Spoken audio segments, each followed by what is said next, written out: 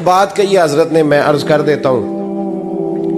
मुहद्दिस इब्न जौज़ी रहमतुल्लाह अलैह एक बुजुर्ग के बारे में फरमाते हैं, वो कहते हैं कि घर में कोई काम कराना था, काम होते हैं ना छोटे मोटे घर में, तो फरमाते हैं मैं मजदूर लेने गया बगदाद में।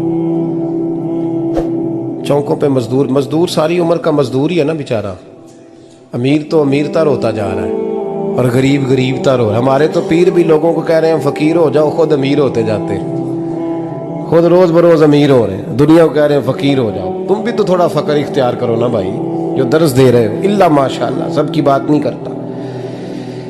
फरमाते हैं कि मैं ना मजदूर लेने गया, बगदाद के चौक में मजदूर बैठे होते थे, तो मेरी उन मजदूरों में से ना एक नौजवान बच्चे पे नजर पड़ी। बड़ा कमजोर सा वजूद था, लेकिन चेहरे पर इबादत का निशान था। माथा बताता था कि नमाज का बड़ा ख्याल रखता है। मैं उसके करीब गया। चेहरे भी बड़ा कुछ बताते हैं ना, चेहरों में भी बड़ी रानाई होती है। फरमाते हैं मैं करीब गया, मैंने उसको कहा बेटे मजदूरी करोगे? तो कहने लगा मजदूरों में बैठा हूँ तो हुजूर मजदूरी के लिए ही तो बैठा हूँ। तो मैंने कहा कि चलो फिर। कहने लगा नहीं, मेरी कुछ शर्तें। मैंने कहा बताओ? कहने लगा पहली शर्त यह है कि लोग 4 दिनार दिहाड़ी लेते हैं, मैं 3 दिनार लूँगा। मैंने कहा यार भाई तो बड़ी बेहतरीन है, बाकी भी इस तरह की रख ले। उसने कहा हुजूर दूसरी शर्त यह है कि मैं आपकी मुकम्मल बात मानूंगा, लेकिन जब अजान हो जाएगी फिर आपकी नहीं सुनूंगा। तीसरी बात उसने ये की कि हुजूर मैं आपके घर में काम करूंगा पर आपके किसी सवाल का जवाब नहीं दूंगा। कहते मैंने कहा यार तू बड़ा अजीब है, शर्तें तो मालिकों की होती हैं। कहने लगा जी बहरहाल मैं शर्तें लगा के जाता हूँ। फरमाते हैं मैं उसे घर ले आया, काम मैंने उसको बताया, तो जो काम मजदूर सारे दिन में करता है ना, उसने 2 घंटे में ही कर दिया। हमारे मजदूर सिगरेट पीने में भी तो आधा घंटा लगाते हैं, वो चाय पीने जाएं तो पौना घंटा वहाँ। उनको भी तो दयानतदारी करनी चाहिए कि नहीं करनी चाहिए? ने मुआहदा किया है ना जी, तो पूरा उतरना चाहिए ना। कहते 2 घंटे में। अब काम जब बंदा शुरू कराता है तो काम और निकल आता है। कहते काम मैंने उसको और बता दिया, वो करने लगा। उसने मिट्टी निकाल के रखी थी बाहर रास्ते में, तो अजान हो गई जोर की। उसने वहीं कुदाल छोड़ी कही और चलने लगा। तो मेरा बेटा कहने लगा इसको जरा बराबर कर दो। कहने लगा चुप कर जा, तेरे बाप से बात हुई थी, जब अजान होती है तो मैं किसी और की नहीं सुनता, सिर्फ अल्लाह रसूल की सुनता हूँ। कहते हो मस्जिद चला गया, नमाज पढ़ के आया तो दोपहर का वक्त था। मेरी बीबी कहने लगी इसको को खाना खा ले।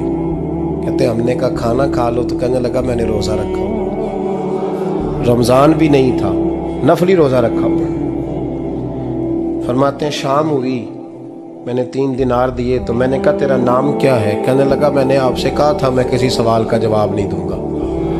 कहते वो चला गया। अगले दिन मैं फिर लेने गया उसे, काम कुछ और निकल आए, तो लोगों ने बताया वो सिर्फ हफ्ते वाले दिन आता है। मैंने कहा क्यों? कहने लगे जी वो कहता है मेरा हफ्ते का खर्चा 3 दिनार है, जब 3 दिनार कमा लेता हूँ तो बाकी सारा टाइम अल्लाह रसूल की जिक्र में गुजार दिया करता हूँ। फरमाते हैं जी अगले हफ्ते मैं फिर लेने गया, मैंने पूरा हफ्ता इंतज़ार किया कि काम उसी से कराना है। मैं जब गया तो मैंने कहा चलो। कहने लगा मेरी शर्तें याद है ना? और मैंने कहा याद है भाई, साथ चल। फरमाते हैं काम कराया, 2-3 हफ्ते वो आता रहा। 1 हफ्ते में गया तो लोगों ने कहा हुजूर आज नहीं आया। क्यों? कहने लगे बीमार हो गए। कहाँ घर है? कहने लगे बगदाद के कब्रिस्तान के पीछे जो कच्ची आबादी है उसमें रहता है। फरमाते मैं गया, दरवाजे पे दस्तक दी तो कहने लगा हुजूर आप हैं? दरवाज़ा खोला है, आ जाइए। फरमाते मैं अंदर गया तो मैंने कहा तुम्हें कैसे पता चला? मैं कहा तुम्हें कैसे पता चला मैं आया हूँ? कहने लगा हुजूर अल्लाह वाले हो, आप नहीं आना था, वरना अमीर तो गरीबों का पता लेने कोई नहीं आते।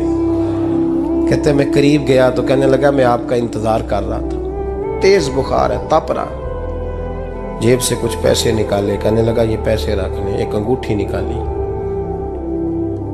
कहने लगा हुजूर आज रात को मेरा इंतकाल हो जाएगा, इन पैसों का कफन खरीद के सुबह जनाजा पढ़ के मुझे दफन कर देना, और जब दफन करो तो ये अंगूठी लेके असर के बाद हारून रशीद के पास जाना। आप उसे कहना मैंने मिलना है, पर वो आपको टाइम नहीं देगा। आप उसको आवाज़ दीजिएगा कि तेरी एक अमानत है मेरे पास, फिर वो आपसे मिलेगा तो अंगूठी दे दें, फिर आप मेरी तरफ से फारिग हैं, हज़रत फरमाने लगे तेरा नाम, और कहने लगा हुजूर वक़्त थोड़ा है, आज रात मैंने जाना है, बड़ी लंबी माफ़ी मांगनी है रब करीम से, अगर मुनासिब समझे तो मुझे अपने रब से तन्हाई कर देने। फरमाते हैं मैं आ गया, पर उसकी बातों ने मुझे सारी रात सोने नहीं दिया। फरमाते हैं सुबह बड़ी मुश्किल से सूरज निकला, मैं गया दरवाजे पे हाथ रखा तो दरवाज़ा खुला हुआ था। अंदर दाखिल हुआ तो खुशबुएं मेरा इस्तकबाल कर रही थी। जब चेहरे से कपड़ा हटाया तो उसका तो इंतकाल हो चुका, इंतकाल हो चुका, ऐसे जैसे किसी का दीदार करके सोया। कहते मैं तो 2 आदमी ले गया था जनाजे पे, पर पता नहीं दुनिया किधर किधर से आई, कहां कहां से। अखां जदों मीटियां जमाना मैनू रोवेगा, अपना ते अपना बेगाना मैनू रोवेगा। फरमाते हैं मैं तो 2 बंदे ले गया था, पर पता नहीं मखलूक कहां कहां से आई। जनाजा पड़ा, दफन किया। हारून रशीद के पास में असर के बाद गया, मैंने बुलाना चाहा पर बादशाह था, मेरी तरफ देखा ही नहीं। मैंने उसको कहा तेरी एक अमानत मेरे पास है। फरमाते हैं वो मुझे कोने पे ले गया, क्या बात है, कमरे में बुलाया, मैंने अंगूठी दी।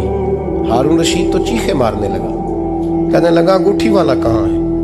मैंने कहा वो तो इंतकाल कर गया। कहने लगा मुझे कब्र पे ले चल। कहते मैं कब्र पे लाया तो वो लेट गया, तड़प के रोने लगा। मैंने कहा मेरा कलेजा फट जाएगा, ना उसने कुछ बताया ना तूने बताया, ये कौन था? तो हारून रशीद कहने लगा ये मेरा बेटा था। मैंने कहा तेरा बेटा और मजदूर? कहने लगा हुजूर ये हजरत दाऊद ताई के पास बैठा करता था, उनका मुरीद था, मुझे रोज कहता था अब्बा तूने बड़ी दुनिया इकट्ठी कर ली है, मरते वक्त तुझसे टांगे समेटी नहीं जाएंगी, इतना हिसाब नहीं तू दे सकेगा। मैं इसको समझा देता, इसकी अम्मा समझा देती। ये रोज हमें कहता छोड़ दो, आ जाओ अल्लाह रसूल की बारगाह में झुक जाएं। हम समझ। एक दिन ये चला गया, कहने लगा फिर तुम्हारा रास्ता और है और मेरा रास्ता और है। ये सोने की अंगूठी गलती से इसके पास रह गई थी, गलती से हीरे की अंगूठी चली गई। कहने लगा देखो मेरे बेटे ने आज वो भी वापस कर दी है। फिर तड़प के कहने लगा हारून रशीद था तो ये मेरा बेटा, पर मेरा मुर्शद निकला, मेरा पीर निकला। भाई जिंदगी तो बड़ी थोड़ी है ना। बाबा साहब ने कहा था उठ फरीदा सुत्या, और दाढ़ी आ गया पूर, अग्गा नेड़े आ गया, पिछा रह गया दूर। उठ फरीदा सुत्या, खलकत वेखन जा, मते कोई मिल जाई बख्शिया ते तू भी बख्शिया जा। उठ फरीदा सुत्या, झाड़ू दे मसीत, तू सुते रब जागदा, तेरी डाडे नाल परीत। मेरा रब हमें भी अपनी बारगाह में कबूल फरमाए।